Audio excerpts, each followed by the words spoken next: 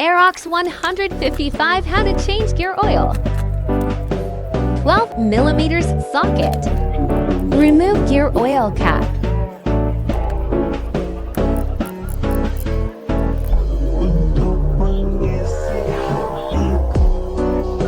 Remove drain bolt.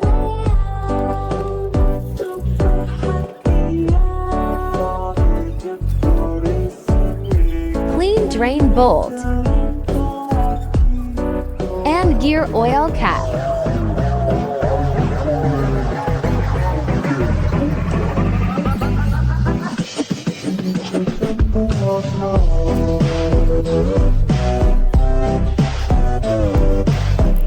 Fill gear oil.